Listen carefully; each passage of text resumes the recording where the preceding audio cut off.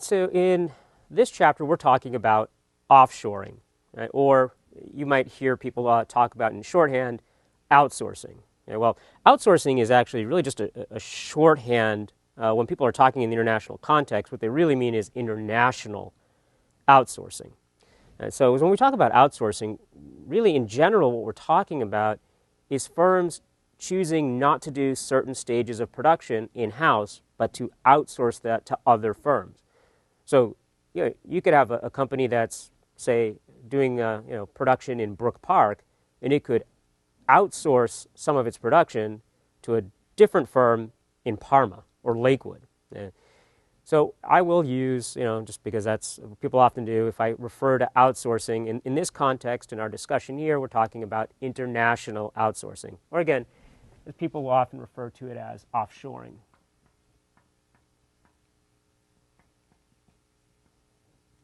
So what we want to do today is develop really just a simple model that'll help us to get some insight into what the pattern of offshoring or outsourcing might look like. In other words, what stages of production are likely to be outsourced under what conditions. And then we want to take a look at the impact of that offshoring or that outsourcing on wage inequality, both in the country that's sending these activities overseas and in the receiving country as well. And we're doing this, and I want you to pay real particular attention to the predicted effect on wage inequality in the receiving country. Because this model gives a very different prediction of, say, like the Heckscher-Ohlin model. And we'll talk a little bit about that. And then the final thing that we're going to do is we're going to take a look at the gains from offshoring, using our familiar PPF. In the past, we combined that with an indifference curve. We're going to use a similar graph, but now we're just going to use different labels instead of indifference curves. We're going to talk about isoquants. So those are the two main things that we want to be able to show with this model. So let's get right down to it and build our basic model here. So we're going to think about a production process that has, say, 4 stages of production. And the first one is going to be, say, research and development. Right? So the design of the product, okay, and actually the design of the production process in many cases. And once everything is ready, set to go, we have the production of the components. Okay? Then we move on to assembly of those components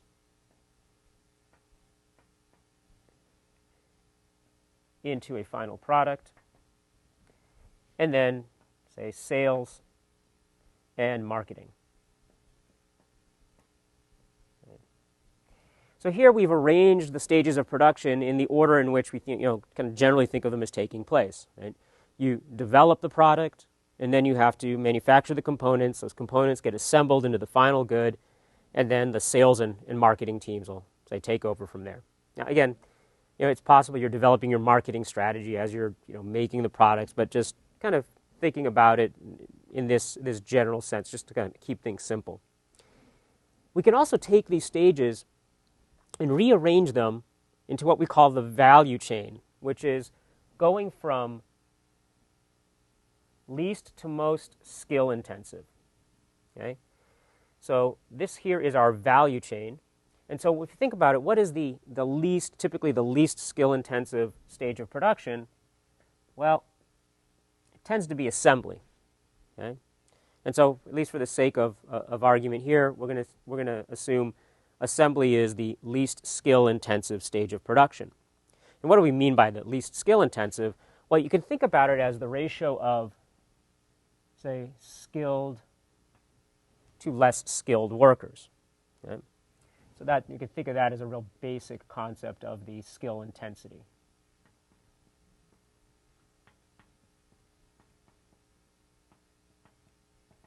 Okay. So assembly is the least skill intensive, and then components production will be the next least skill intensive, sales and marketing,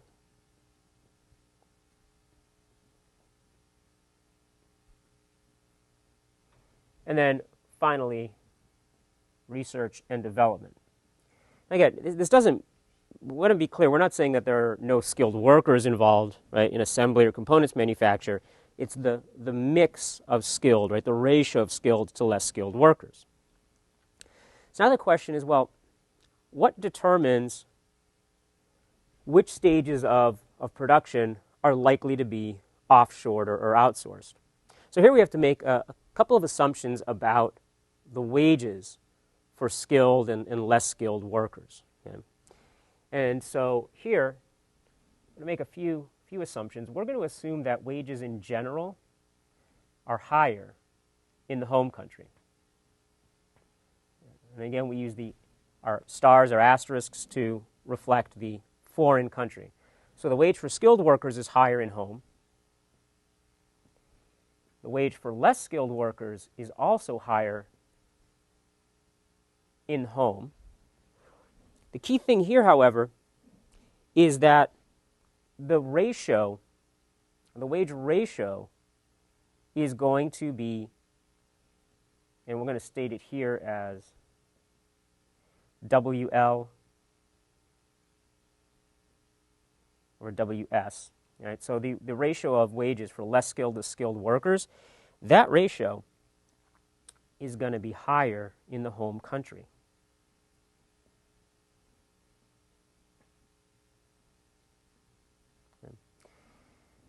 Right, so skilled workers get paid more in home than they do in foreign. Less skilled workers also get paid more in home than they do in foreign. But the differences are such that the ratio of less skilled to skilled wages is actually higher in the home country. Or you can also flip this around. Right? We say, well, the other way of saying that is that the relative wage for skilled workers is actually lower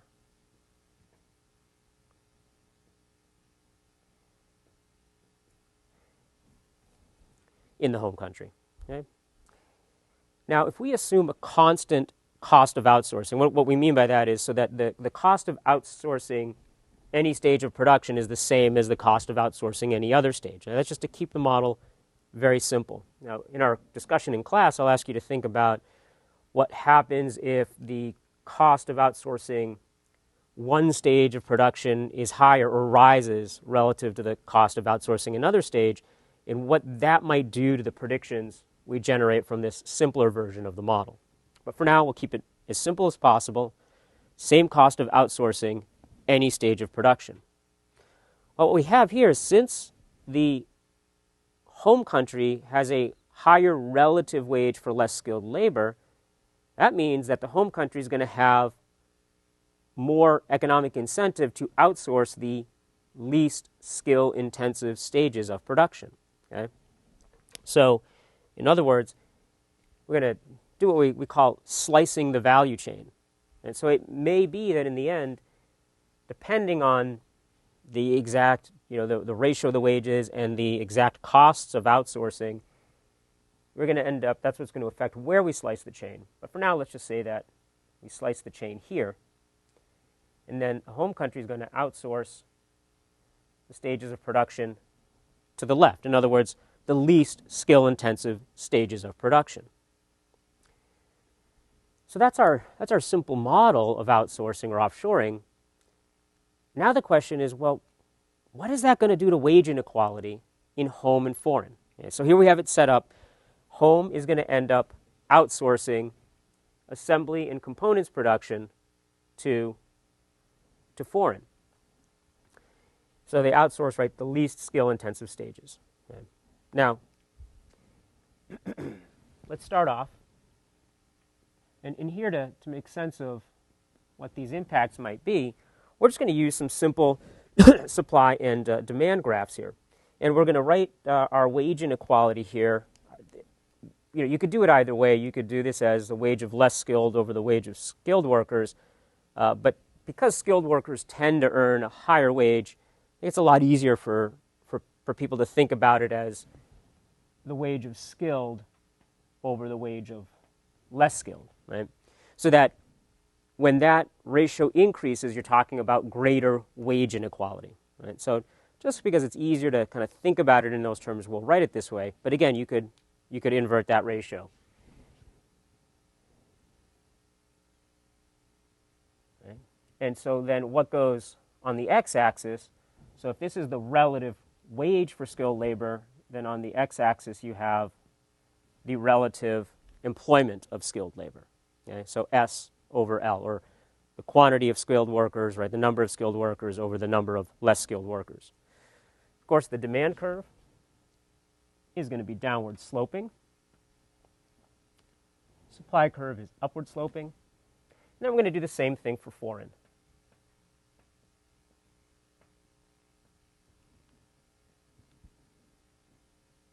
Okay.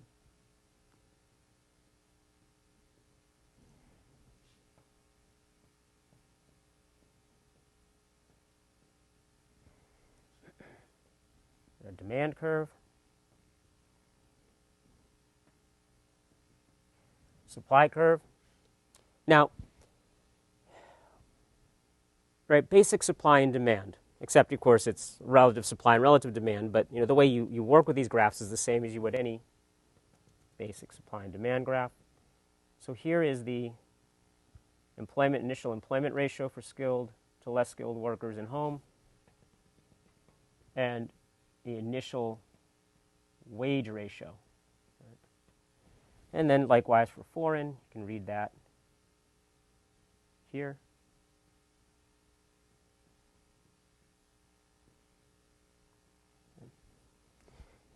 And relative employment here. So now what happens if we offshore? And so one easy way, I'll say, to think about this is to look at a scenario where we increase the amount of offshoring that's happening. So let's say that initially the cost of offshoring is actually really high. So that instead of slicing the value chain where we did here initially, that we end up slicing the value chain here. Okay. So initially we slice our value chain here.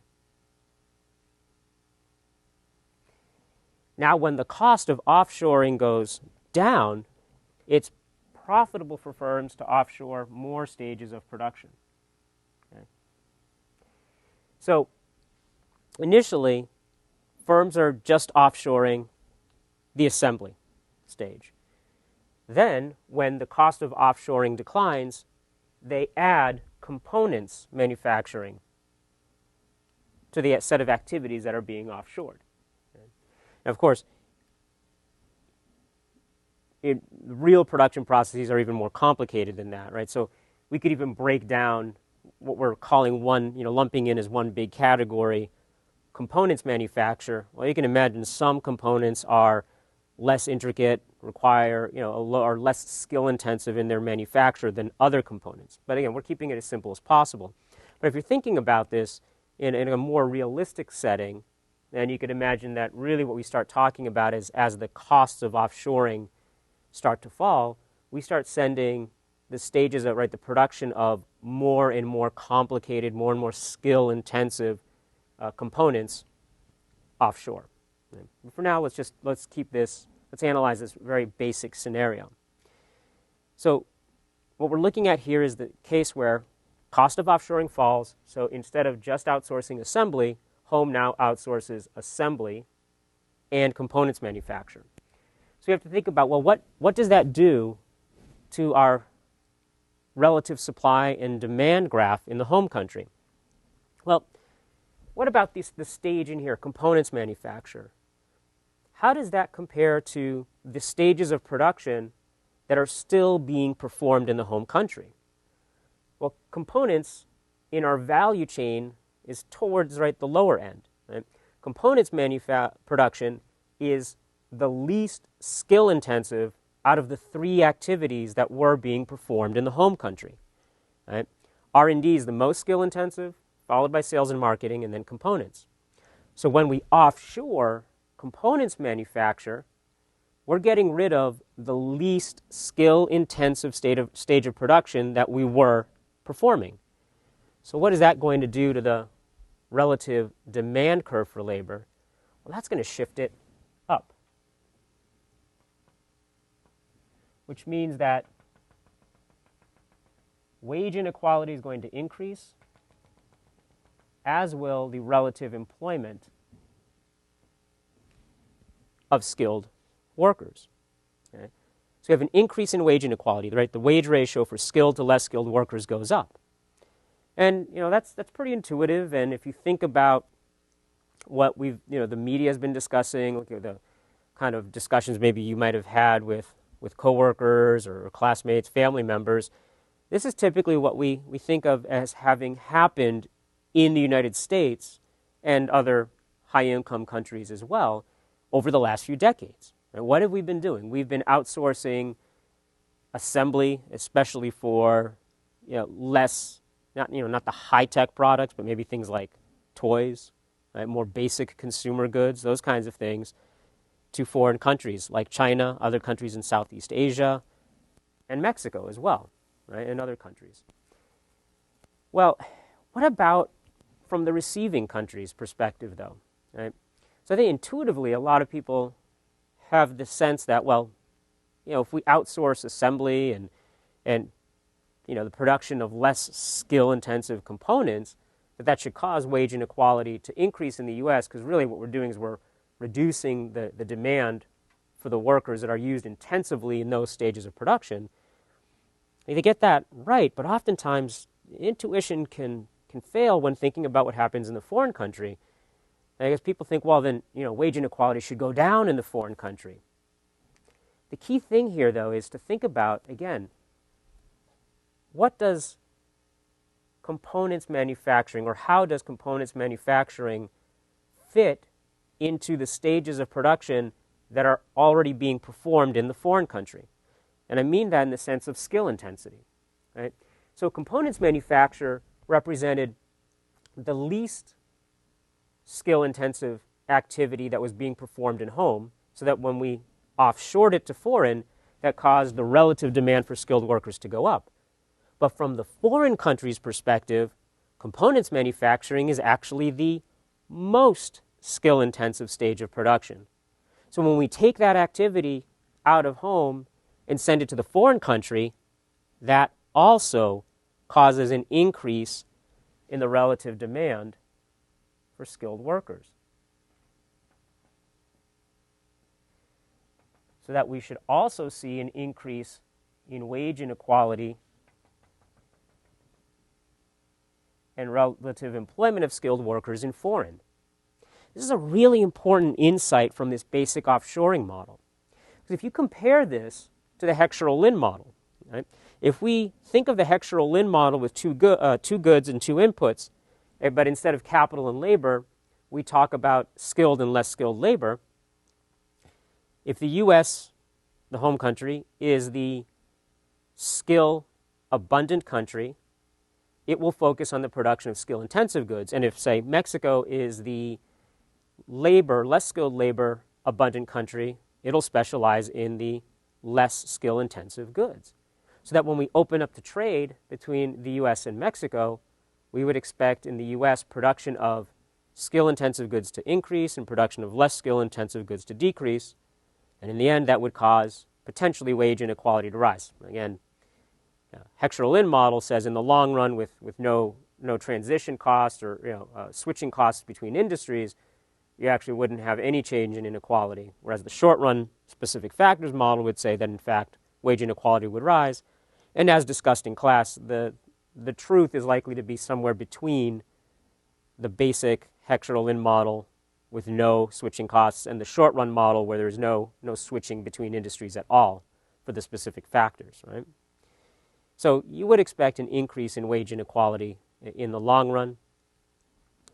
And then for Mexico, the Heckscher-Ohlin model, or at least a modified version of it with switching costs for the workers, you would actually expect a decrease in wage inequality since it's the less skill-intensive sector that's going to end up expanding. Okay? Here, you predict an increase in wage inequality for both the home and the foreign country. And one of the things we'll talk about in class is, well, which set of predictions is correct? What did we actually observe happening in the U.S.? And we'll take the U.S. and Mexico as our example. So in part two of this lecture, we're now going to turn our attention to looking at the effect of offshoring on, say, national output or total value of output, and then think about what happens if the terms of trade improve or deteriorate for the home country.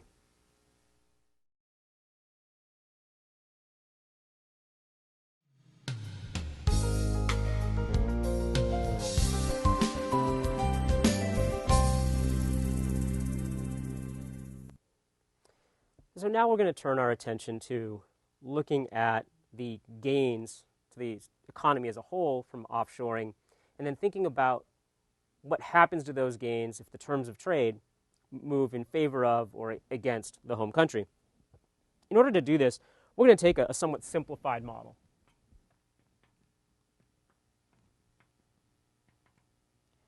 And the simplification we're going to make here is that we're just going to focus on two stages of production. So we're just going to have R&D and components production. Just to keep it simple. It doesn't matter. We could do any two stages. Right? We're just, one is going to be the more skill-intensive stage of production relative to the other one. So here again, we're going to use a familiar tool in the production possibilities frontier. We're going to think about it a little bit differently. Right? Up to this point, you're used to thinking about the PPF as representing the combination, or all combinations, of the two consumption goods that society can produce given technology and resources. Well, similar interpretation here, but the two goods in question, instead of being, say, final consumer goods, are going to be R&D and components. And to be consistent with the way the textbook presents it, I'm going to put R&D on the y-axis and production of components on the x-axis. And so now here when we're showing our PPF, what are we showing here? We're showing, given all of our inputs, right, in this case, skilled and less skilled labor, and our production technologies, these are all of the combinations of R&D and components that society can produce. And they're going to be used to make a final good. Right? So now when we're looking at our equilibrium, and before, or at least up until this point, what have we had when you're looking for the optimal combination of goods to be produced? We were looking for that combination that yielded the highest level of utility for the consumers, right, for the households. Well, now what we're looking for is the combination of R&D and components that yield the highest level of output of the final good. And so here, instead of an indifference curve, we have an isoquant. Okay? And much like our indifference curve, right, so the isoquant shows us all of the combinations of the two goods in our graph, in this case R&D and components, right, all of the combinations that yield the same level of, in this case, output. And so to use the same labels as we have in the book, right, so use Y, right, for output. So Y, right, this is Y0, that's the level of production of this final good here, okay? So this is, given our production technologies and quantities of skilled and less skilled labor, right, that's the PPF shows us all the combinations of R&D and components we can make. And then we look for the point of tangency with an isoquant, which, as I'm just drawing for you, we'll say happens here. And that gives us the highest level of output of the final good that can be achieved at Y0. Okay? So much like with our indifference curves, we're looking to go higher up, right? Higher isoquants represent higher levels of output, clearly, right? So it shares those features with the indifference curve. In some ways, it's kind of easier to think about this because, clearly, if I can produce 50,000 automobiles over 40,000 automobiles, hey, that's just, right, that's more automobiles. it's not as abstract as thinking about notions of utility, which can sometimes cause problems for students who are first using these concepts. So now what happens if we offshore? Well, again, we want to think about our relative price, right? So the slope of the line that's tangent to both our PPF and our isoquant, right? Not our indifference curve anymore, but our isoquant, right? The slope of that line is the price line. And remember, it's the price of X, right? The price of components over the price of Y, right? The price of R&D.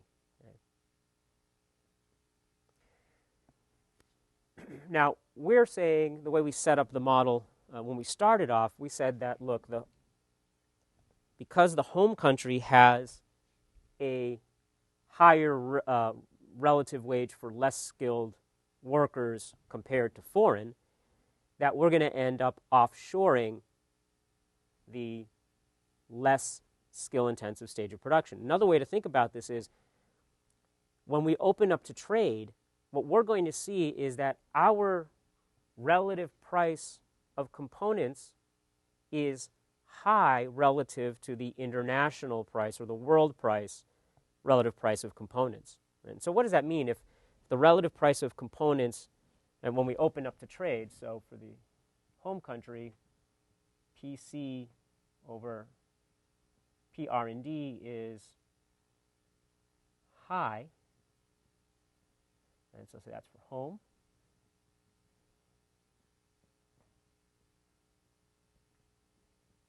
And this is the world price, right? So when we open up the trade, what's going to happen? Well, the relative price of components is going to have to come down, right? It's going to come down to meet the world price. Here we're assuming small country, so anything that we do in the home country doesn't affect world prices. Even if we relax that assumption, yes, what we do have, the home country does, will have some effect on world prices, but we still get the same general pattern or prediction that the relative price of components in home will have to come down. And so how do we reflect that in our graph? So if PC over PR&D is coming down, that means that our price line is getting flatter. And so now when we look for a point of tangency between the price line and our PPF, it might be up, say, somewhere like here.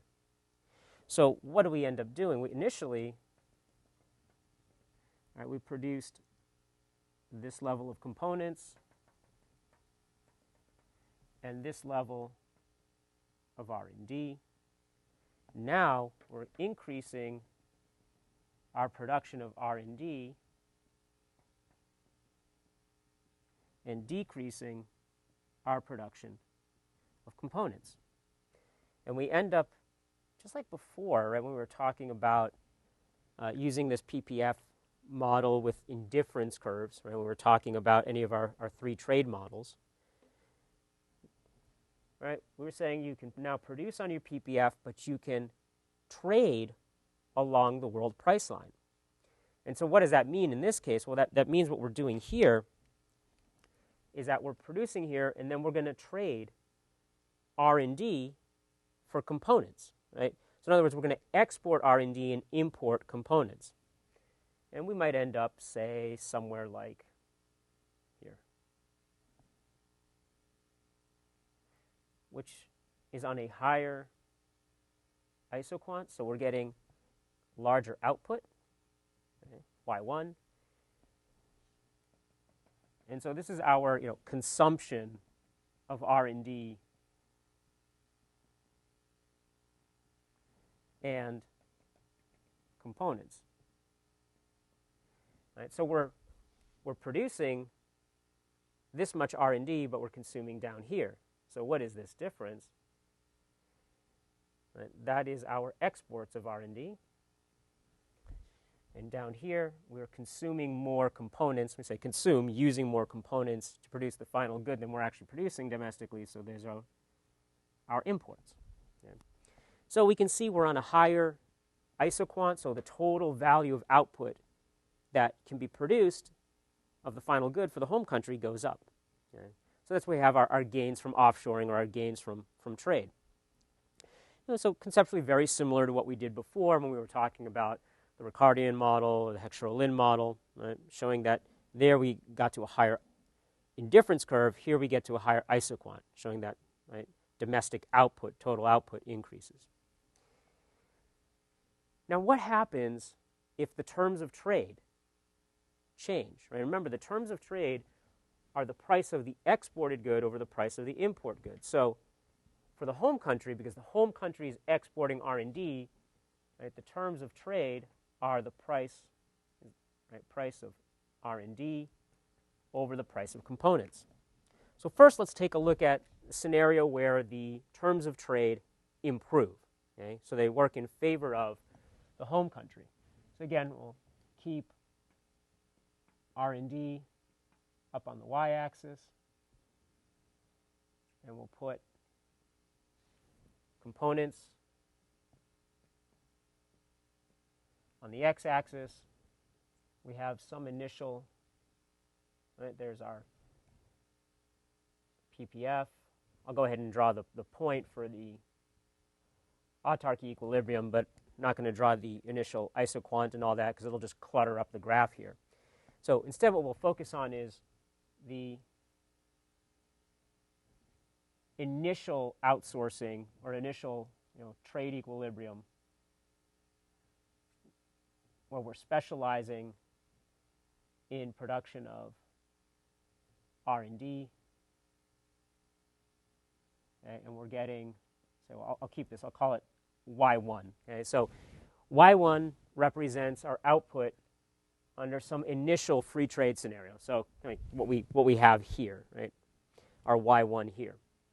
And now think about what happens if the terms of trade improve, right? So if the relative price of R&D globally goes up, what's going to happen? Again, it's the same as saying that the relative price of components goes down. So that's going to make our world price line even flatter, which means we're going to specialize even more in R&D production. Right, so we're going to move from our QC1, QR&D1 up to higher level of R&D production and a lower level of components production. Okay? And we end up on an even higher isoquant, all that Y2. Okay? So when the terms of trade improve, we specialize even more in the production of R&D, and we end up producing an even higher quantity of the final good. So what happens is our level of utility or well-being in society will increase because our national income will increase as we produce more of the final good. Now, what happens if the terms of trade go against the home country? So now instead of having the relative price of R&D go up, relative price of R&D is going to go down. And so let's take our same starting point.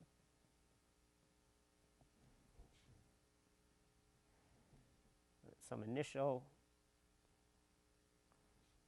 point in our PPF. So there's our autarky point, and we're producing here initially in free trade. And so and there again is our QC1 and our Q quantity of R&D 1. So again, this all represents here our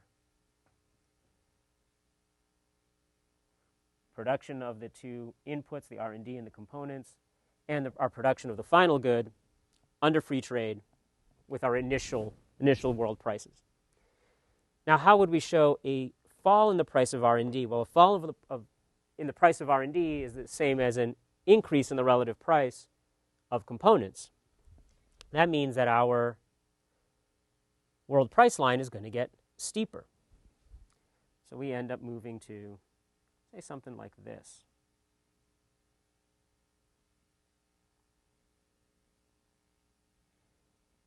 Okay.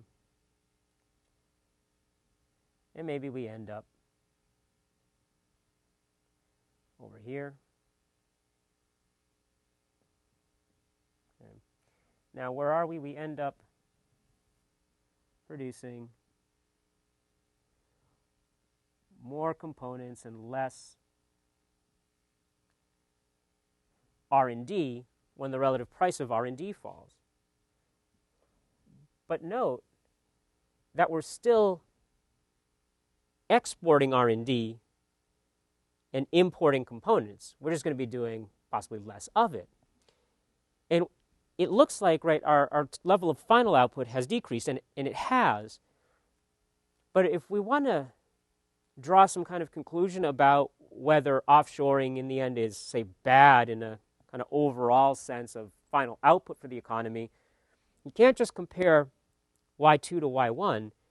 Now we have to go back and we'd have to draw in our isoquant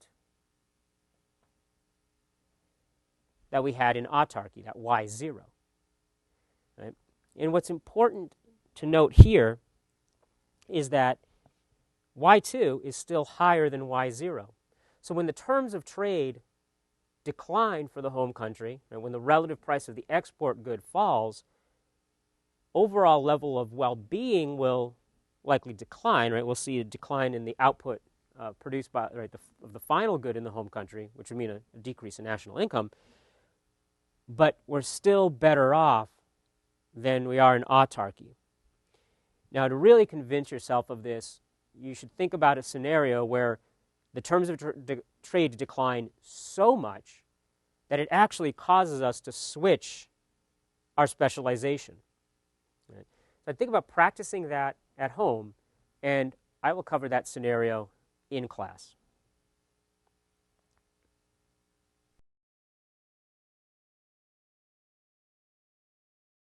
One offshoring of goods and services.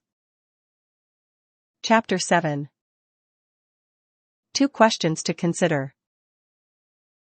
1. Why do some firms shift parts of their production to other countries? 2. Who can gain when firms shift their production abroad? 3. Do countries gain overall when their firms offshore to other countries? Introduction, Part 1. The provision of a service or the production of various parts of a good in different countries that are then used or assembled into a final good in another location is called foreign outsourcing or, more simply, offshoring. Offshoring is trade and intermediate inputs. Offshoring is similar to immigration in that U.S. firms are able to employ foreign workers, even though those workers do not have to leave their home countries. Sidebar: Foreign outsourcing versus offshoring. The term offshoring is sometimes used to refer to a company moving some of its operations overseas, but retaining ownership of those operations. Intel produces microchips in China and Costa Rica using subsidiaries that it owns. Mattel arranges for the production of Barbie dolls in several countries, but does not own the firms in those countries, therefore engaging in foreign outsourcing. In this chapter, we will not worry about the distinction between offshoring and foreign outsourcing and will use the term offshoring whenever the components of a good or service are produced in several countries, regardless of who owns the plants that provide the components or services. Introduction, Part 2. The first goal of this chapter is to examine in detail the phenomenon of offshoring and describe the ways in which it differs from trade in final products. We discuss how offshoring affects the demand for high-skilled and low-skilled labor and the wages paid to those workers. We examine whether changes in relative wages is the result of offshoring or whether there are other explanations for it. We also describe the new phenomenon of job polarization, which occurs when employment grows in occupations that pay the highest wages and in those that pay the lowest wages, but declines in occupations that pay mid-level wages.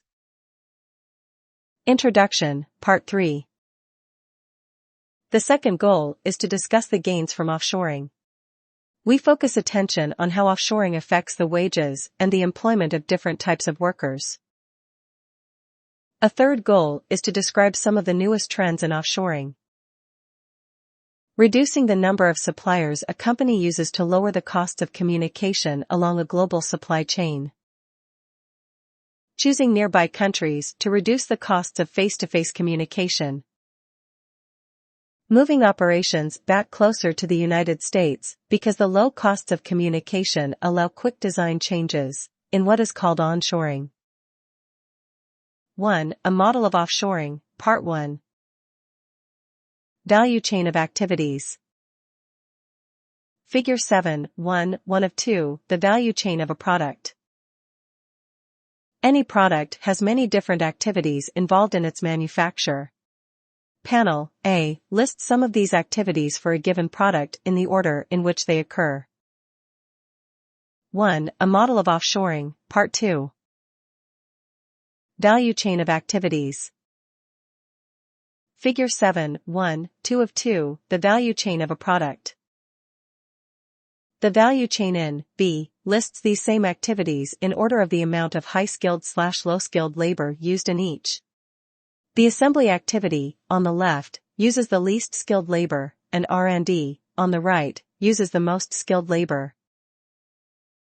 Because we assume that the relative wage of skilled labor is higher at home and that trade and capital costs are uniform across activities, there is a point on the value chain, shown by line A, to the left of which all activities are offshored to foreign and to the right of which all activities are performed at home. 1. A model of offshoring, Part 3. 1. Value chain of activities. Assumption 1. Because low-skilled workers in foreign earn very low wages, the relative wage of low-skilled labor to high-skilled labor is lower in foreign than it is in home. W*L is less than WL and W*H is less than WH. Also, the relative wage of low-skilled labor is lower in foreign than at home, so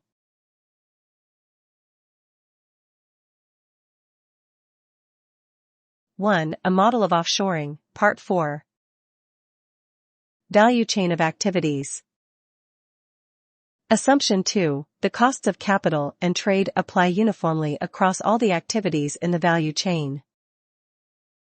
The firm may have to pay higher capital costs because of higher expenses to build a factory or higher prices for utilities such as electricity and fuel. The firm may have to pay higher trade costs. Trade costs are the extra costs incurred for transportation and communication, and from tariffs if foreign imposes taxes on imported goods, such as component parts, when they come into the country. 1. A model of offshoring, Part 5. Slicing the value chain. The cost savings on wages are important in determining which activities to transfer to other countries and which to keep at home. This is referred to as slicing the value chain. 1. A model of offshoring, Part 6. Relative demand for skilled labor across the value chain, Figure 7, 2. Relative demand and supply for high-skilled/low-skilled labor in Panel A. We show the relative demand and supply for skilled labor at home, H/L, depending on the relative wage, WH/WL. The equilibrium relative wage at home is determined at A. In Panel B, we show the relative demand and supply for skilled labor in foreign, H*/L*, depending on the relative wage, W*H/W*L. The foreign equilibrium is at point A*. 1. A model of offshoring, Part 7. Changes in foreign costs and in offshoring. Effect on home relative labor demand and relative wage, Figure 7, 3. Offshoring on the value chain. As the costs of capital or trade fall in the foreign country, a home firm will find it profitable to offshore more activities. Offshoring shifts the dividing line between home and foreign production from A to B. The activities between A and B, which formerly were done at home, are now done in foreign. These activities are more skill-intensive than the activities formerly done in foreign. To the left of A, but less skill-intensive than the activities now done at home. Right of B. 1. A model of offshoring, Part 8. Effect on foreign relative labor demand and relative wage. Figure 7.4, 1 of 2, change in the relative demand for skilled labor. With greater offshoring from home to foreign, some of the activities requiring less skill that were formerly done at home are now done abroad. It follows that the relative demand for skilled labor at home increases, and the relative wage rises from point A to point B. 1. A model of offshoring, Part 9. Effect on foreign relative labor demand and relative wage. Figure 7.4, 2 of 2, change in the relative demand for skilled labor. The relative demand for skilled labor in foreign also increases because the activities shifted to foreign are more skill-intensive than those formerly done there. It follows that the relative wage for skilled labor in foreign also rises, from point A* to point B*. 1. A model of offshoring, Part 10. Effect on foreign relative labor demand and relative wage. Both countries experience an increase in the relative wage of skilled labor due to increased outsourcing. As activities in the middle of the value chain are shifted from home to foreign, they raise the relative demand for skilled labor in both countries. These activities are the least skill-intensive of those formerly done at home but the most skill-intensive of those done in foreign. So the relative demand for skilled labor rises in both countries along with the relative wage. 2. Explaining changes in wages and employment, Part 1. Changes in the relative wage of non-production workers in the United States. Our offshoring model predicts that the relative wage of skilled workers will rise in both the country doing the offshoring and the country receiving the new activities. Indeed, since the early 1980s, the wages of skilled workers have risen relative to those of unskilled workers in the United States as well as other countries. We can use data from the manufacturing sector on production, unskilled, and non-production, skilled workers. 2. Explaining changes in wages and employment, Part 2. Changes in the relative wage of non-production workers in the United States. Figure 7.5 Relative wage of non-production/production workers. U.S. manufacturing. 2. Explaining changes in wages and employment, Part 3. Changes in the relative wage of non-production workers in the United States. Figure 7.6 Relative employment of non-production/production workers, U.S. manufacturing. This diagram shows the employment of non-production workers in U.S. manufacturing divided by the employment of production workers. There was a steady increase in the relative employment of non-production workers employed in U.S. manufacturing until the early 1990s. That trend indicates that firms were hiring fewer production workers relative to non-production workers. There was a fall until 1998, after which relative employment rose again erratically. 2. Explaining changes in wages and employment, Part 4. Changes in the relative wage of non-production workers in the United States. Figure 7.7 Relative supply and demand for non-production workers in the 1980s. This diagram shows the average wage of non-production workers divided by the average wage of production workers on the vertical axis, and on the horizontal axis the employment of non-production workers relative to the employment of production workers. Both the relative wage and the relative employment of non-production workers rose in U.S. manufacturing during the 1980s, indicating that the relative demand curve shifted to the right. 2. Explaining changes in wages and employment, Part 5. Changes in the relative wage of non-production workers in the United States. Explanations. One explanation for the shift in relative demand towards skilled workers is offshoring, And a second possible explanation is skill-biased technological change, the shift in relative demand towards skilled workers because of the use of high-tech equipment. To explain the shift in relative demand, we can observe the increase in the share of total wage payments going to non-production labor in U.S. manufacturing industries. This captures both the rising relative wage and the rising relative employment of skilled workers. Analyze the increase in relative wages of non-production labor. 2. Explaining changes in wages and employment, Part 6. Changes in the relative wage of non-production workers in the United States. Explanations. Outsourcing is measured as the intermediate inputs imported by each industry. High-technology equipment can be measured in two ways, as a fraction of the total capital equipment installed in each industry, or as a fraction of new investment in capital that is devoted to computers and other high-tech devices. The result from recent studies is that offshoring and skill-biased technological change are important explanations of the increase in the relative demand for non-production workers in U.S. manufacturing. 2. Explaining changes in wages and employment, Part 7. Changes in the relative wage of non-production workers in the United States. Explanations. Summing up, we conclude that both offshoring and high-tech equipment are important explanations for the increase in the relative wage of non-production/production labor in U.S. manufacturing. However, these two factors explain only about 50% of the rise in the relative wage of non-production workers during the 1980s. Some other factors must be at work.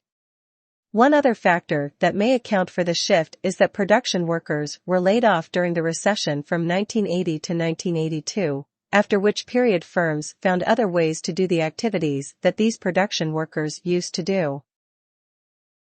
2. Explaining changes in wages and employment, Part 8. Changes in the relative wage of non-production workers in Mexico. Our model of offshoring predicts that the relative wage of skilled labor will rise in both countries.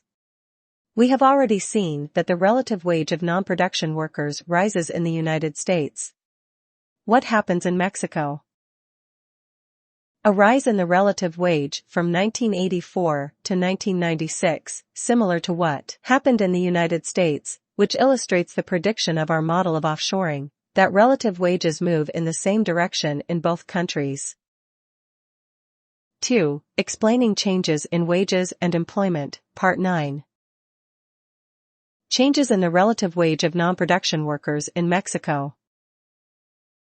Figure 7-8 Relative wage of non-production workers, Mexico manufacturing. 2. Explaining changes in wages and employment, Part 10, Job polarization in the United States. Recently complicated patterns have been observed. They cannot be explained by the offshoring model we have just learnt. During the 1990s, the relative wage of non-production workers continued to rise, as it did during the 1980s, but their relative employment fell. The pattern became erratic during 2005, when the relative wage sometimes fell and the relative employment rose. During 2006 to 12, both the relative wage and employment rose again, and then relative employment fell in 2013 to 14. 2. Explaining changes in wages and employment, Part 11, 1 Job polarization in the United States. Figure 7-9 Change in employment shares by occupational wage percentile. 2. The horizontal axis in this diagram organizes 326 U.S. occupations from the percentile of occupations paying the lowest averages wages. On the left, to the percentile paying the highest wages, on the right. For each of these wage percentiles, we plot the change in the employment share of workers in those occupations for the periods 1979 to 89, 1989 to 99, and 1999 to 2007. From 1989 to 99 and 1999 to 2007, the occupations with the lowest wages and with the highest wages had increasing employment shares, whereas the occupations in the middle had falling employment shares. 2. Explaining changes in wages and employment, Part 12, Job polarization in the United States. The phenomenon in Figure 7.9 is job polarization, which occurs when the employment shares of jobs with the lowest wages and jobs with the highest wages increase, while the employment share of jobs with wages in the middle has fallen. The complicated pattern is consistent with the recent change that the non-routine, manual or cognitive, jobs experience employment growth, while the routine jobs experience less growth or even employment decline. 2. Explaining changes in wages and employment, Part 13. Job polarization in the United States. Figure 7.10 Growth in employment by type of occupation. The horizontal axis in this diagram arranges occupations into 4 groups: non-routine manual jobs, routine manual jobs, routine cognitive jobs, and non-routine cognitive jobs. For each of these groups, we plot the growth rate of employment over the periods 1983 to 2000, red bars, 2001, 07, green bars, and 2008 to 14, purple bars. 3. The gains from offshoring, Part 1. We have shown that offshoring can shift the relative demand for labor and raise the wage for skilled workers. Since the wage for unskilled workers is the reciprocal of that for skilled workers, outsourcing will decrease the relative wage for unskilled workers. However, outsourcing reduces production costs, which, in a competitive market, reduces prices. We conclude then that outsourcing can have benefits for both producers and their workers, as well as consumers. 3. The gains from offshoring, Part 2. In this section, we try to balance the potential losses faced by some groups, unskilled labor, with the gains enjoyed by others, skilled labor and consumers. In the previous chapters, the Ricardian and Heckscher-Ohlin models generate more gains than losses. Is this true for outsourcing? 3. The gains from offshoring, Part 3. Simplified offshoring model.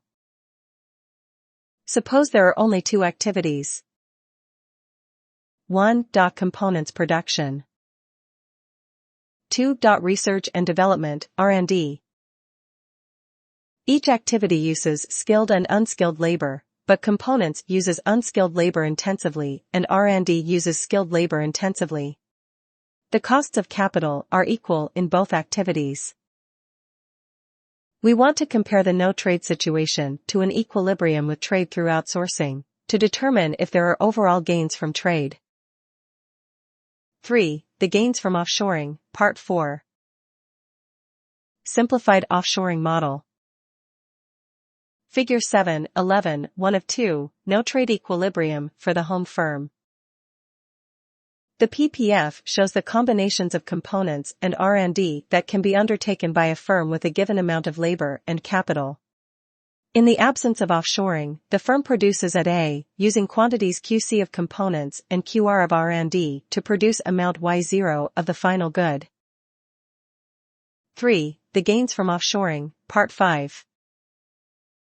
Simplified offshoring model. Figure 7.11, 2 of 2, no-trade equilibrium for the home firm.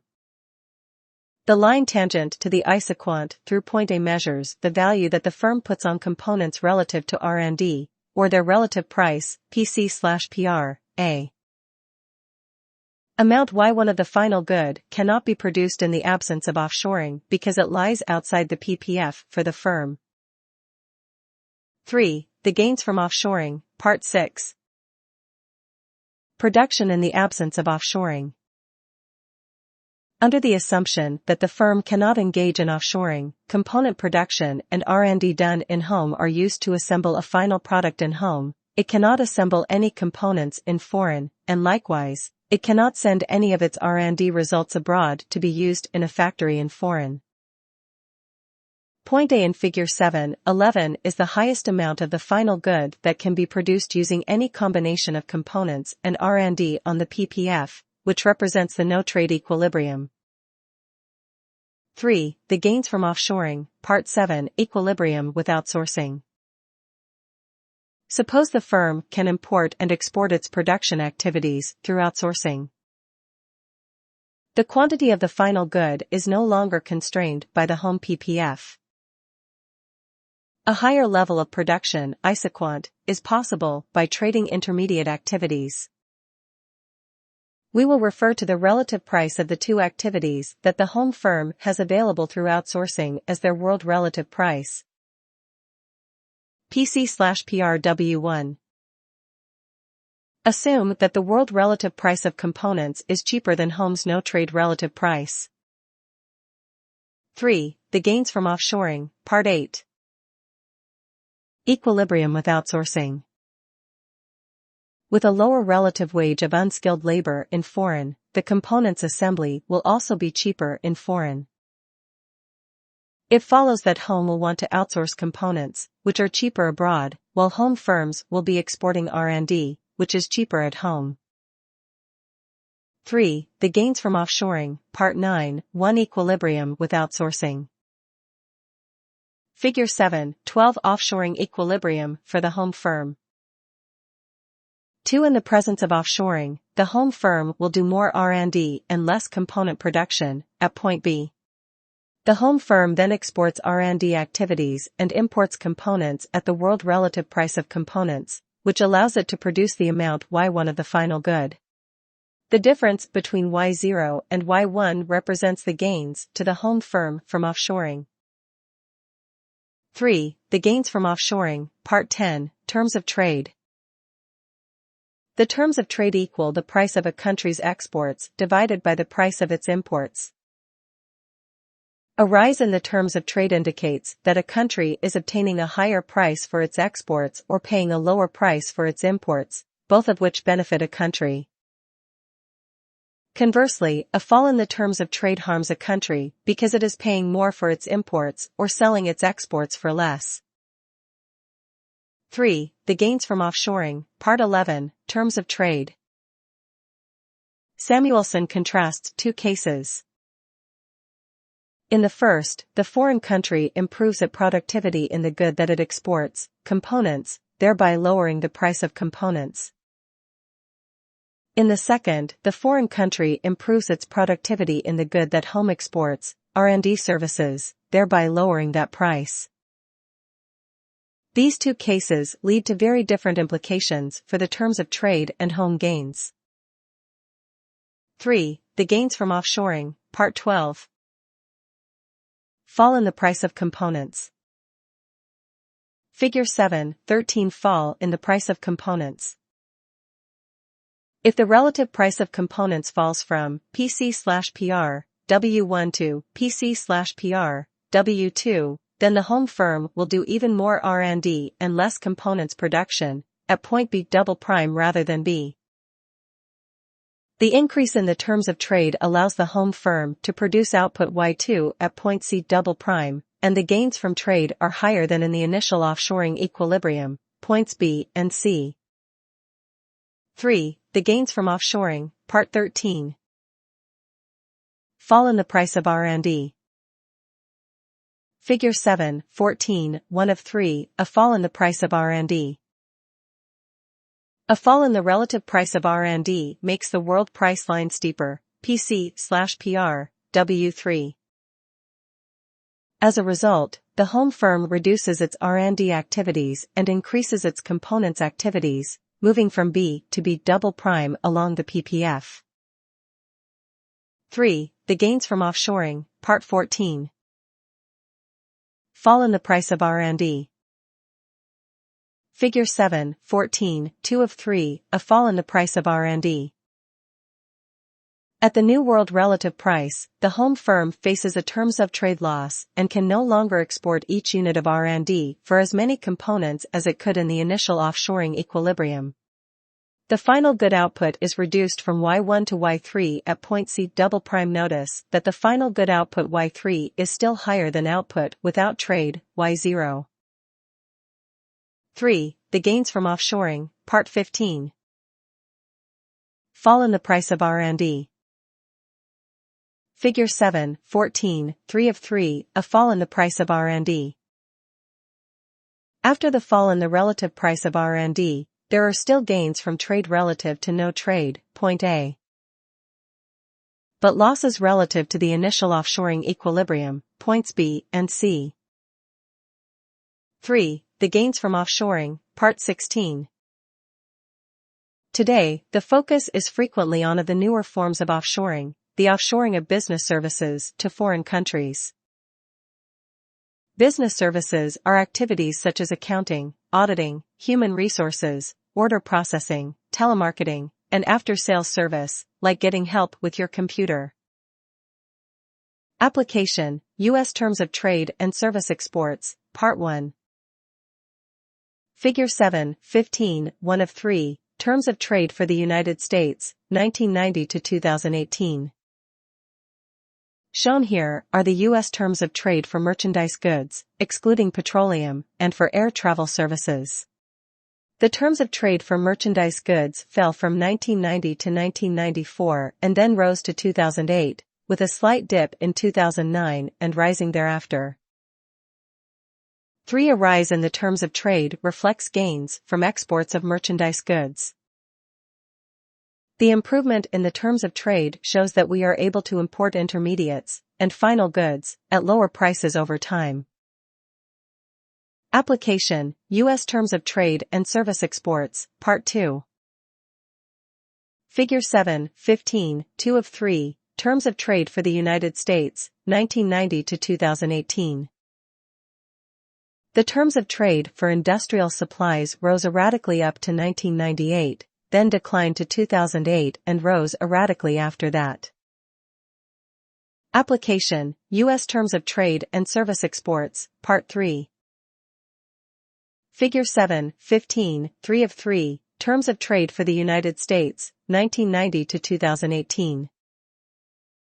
The terms of trade for air travel services was volatile, falling from 1995 to 2002, rising until 2005, and falling thereafter. In sum, the terms of trade for industrial supplies and air travel showed significant periods of decline that are not reflected in the overall terms of trade for merchandise goods. Service prices. It is very difficult to measure service prices in international trade.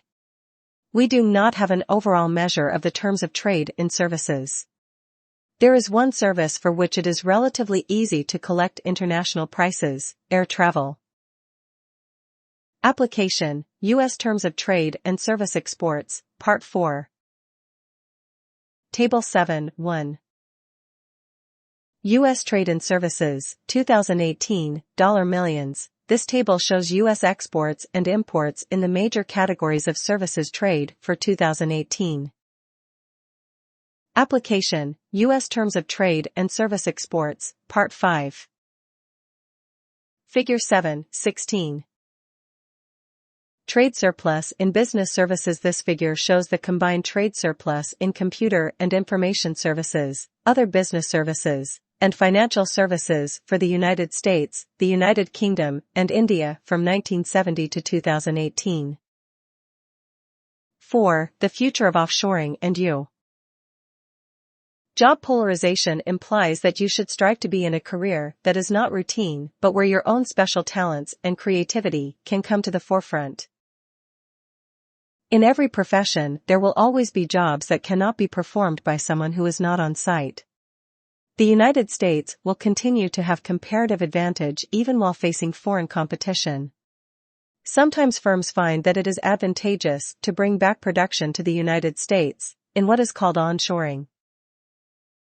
So if you are thinking about own prospects for employment after graduation, do not be pessimistic. Headlines: American factories demand white-collar education for blue-collar work. It is expected that within 3 years, the majority of jobs in manufacturing in the United States will be filled by college graduates. This is the result of a shift toward automation that has increased factory output. Now we need workers who can manage the machines. Employment in manufacturing jobs that require the most complex problem-solving skills, such as industrial engineers, grew 10% between 2012 and 2018. Conclusions. Offshoring is the shifting of some production activities to another country while other production activities are kept in home. Rather than trading final goods, with offshoring each good can be produced in stages in several countries and then assembled in a final location. Each country engages in the activities for which its labor is relatively less expensive. An increase in offshoring will raise the relative demand, and hence relative wage, for skilled labor in both countries. Polarization of the job market means that there is employment growth for high-paying and low-paying jobs, but less growth or even declines in jobs with mid-level wages. Their jobs can be replaced with computers or by offshoring. Key points, Part 1. 1. The provision of a service or the production of various parts of a good in different countries for assembly into a final good in another location is called foreign outsourcing or offshoring. Key points, Part 2. 2. We can apply the same ideas that we developed for trade in final goods among countries to the trade of intermediate offshored activities. For instance, if low-skilled labor is relatively inexpensive in the foreign country, then the activities that are least skill-intensive will be offshored there, and home will engage in the activities that are more skill-intensive. Key points, Part 3. 3. We can also predict what happens to relative wages of skilled labor when there is a change in trading costs and more offshoring. Our model predicts that the relative demand for skilled labor increases in both countries. This result helps to explain the observation that the relative wage of non-production/production workers increased both in the United States and in Mexico during the 1980s. Key points, Part 4. 4. During the 1990s and into the 2000s, the changes in labor demand in the United States and other countries became more complex due to the phenomenon of job polarization.